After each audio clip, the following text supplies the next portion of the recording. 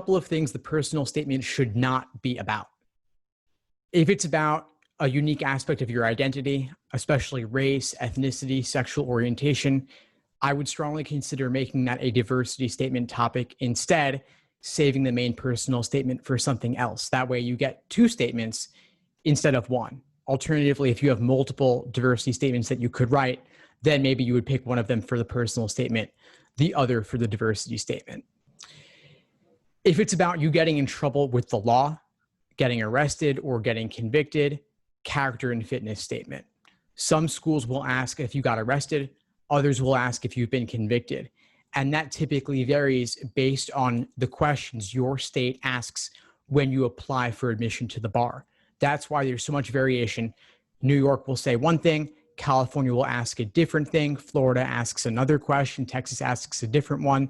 They all vary slightly. So if there's any question about your record, disciplinary record, arrests, convictions, look very carefully at the wording, application by application, school by school, because those can vary.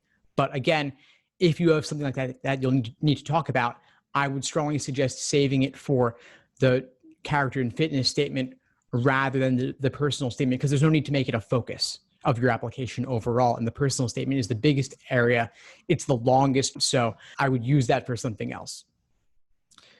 If it's about a low GPA or low LSAT score, lower than it could have been otherwise, I would strongly suggest writing an addendum. If you had a lower GPA followed by an upward trend, that's even better. Call that out. If it was temporarily low due to COVID, you could mention that in an addendum. I don't love the idea of COVID-focused personal statements because there are just going to be so many of those. And law schools also know about COVID. They know that every college student was impacted in some way. Many in the workforce were impacted in some way as well. Anything I didn't list here could be a good candidate for a main personal statement topic, but it's never just about the idea. It's also about the execution. So execution over ideas. Now, I put together a couple of personal statement ideas that aren't about saving the world. They're personal to me. Here's how I would execute them. This one is informally titled Shadow versus Surface. I wouldn't actually title a personal statement. For most of my life, I thought that I was living in the shadow. In reality, I was barely scratching the surface. By living as an introvert, I thought that automatically meant I was living an introspective life, in touch with my shadow side. But it turns out that well-read doesn't mean well-examined. As a child, I spent most of my free time reading novels because I felt trapped in an abusive household. It turned out, though, that by living through other people, through characters, I was actually taking on their identities rather than fully owning who I was. When I finally moved out of the house and went to college, I discovered that I didn't need novels anymore. I used to read a minimum of 2 to 3 novels per week. Now, I barely read 2 to 3 per year. You see, I've realized I can create my own life story, and I can also do the deep personal work to discover the shadow aspects of my personality and bring them to light. So this is obviously not a final draft. I just kind of jotted this down a couple hours before this evening's class. But this came to mind for me because most personal statements merely scratch the surface under the guise of being professional. But getting in touch with what's underneath the surface and getting to the shadow side is rarely discussed and has a far greater impact. So I prepared this for you and read it out loud just now, not for the exact wording. I'm sure it could be improved significantly, but to make that distinction between personal and professional. Most personal statements naturally tending too much towards the professional. Getting personal, putting out something that feels a little bit uncomfortable for you is going to have a far greater impact. Now, I've also written another brief one, and I will torture you with that now just for another minute or two, again, to illustrate the difference here. So this one is titled Outstanding versus Obsession. I've always had the drive to be outstanding, but it turns out I was merely obsessed. I've always had the drive to be the best in the world at whatever I do. But while drive and determination have their place, it turns out it's an unachievable goal to be the best at everything. And pushing myself to the limit was unhealthy and unsustainable. Whether it was going to CrossFit 6 days per week, running a half marathon barefoot, or trying to walk the 33-mile perimeter of Manhattan in a day with no training. I've chosen a variety of extreme goals over the years in an attempt to prove something to myself and to others. And in pursuit of these goals, I finally reached a breaking point when I could barely walk for 2 weeks. This was a serious physical reminder that I had pushed myself too far and had to slow down. And I realized that improving from where I previously was would allow me to stand out in the long term. That's what would be truly outstanding, not to measure myself simply against others.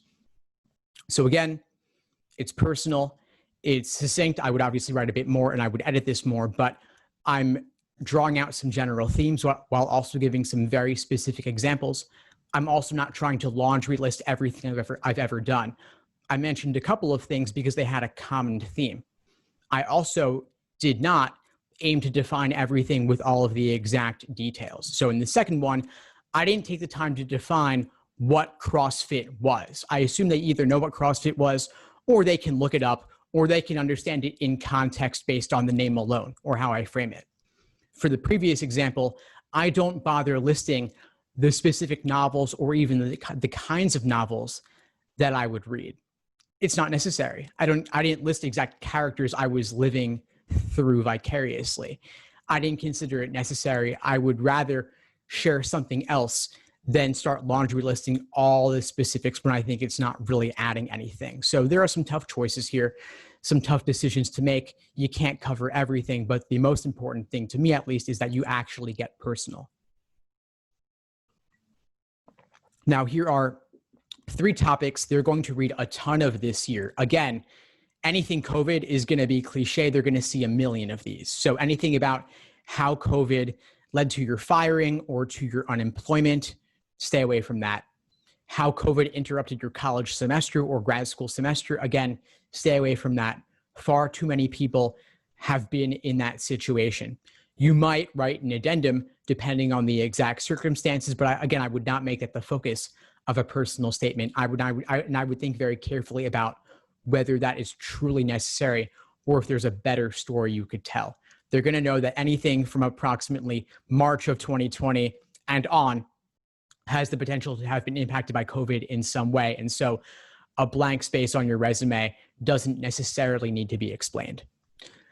One other topic I would consider strongly staying away from is how watching videos of police brutality inspire you to want to change the system.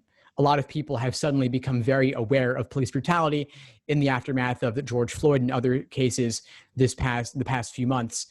They're going to read a lot of these, from people who are very idealistic and want to change the system, but don't necessarily have the resume experience to back it up. So if you do, that's a totally different story. If you've been working in this area for a while, either in your work or the nonprofit sector for volunteering or extracurriculars, that's great. That actually means you've got something to truly back it up you can point to. Otherwise, if it's more related to your personal background or your identity, that could be good for a diversity statement. Otherwise, I would think strongly about what from your actual background that's personal in nature you can bring to this, not just based on what you've seen on the internet or heard from other people. Thanks for tuning into the show. Please subscribe if you haven't done so already to be notified of new episodes as I release them. And feel free to reach out if you need anything at all as you move forward with your prep. I'm happy to help however I can. In the meantime, I'll wish you all the best and take care.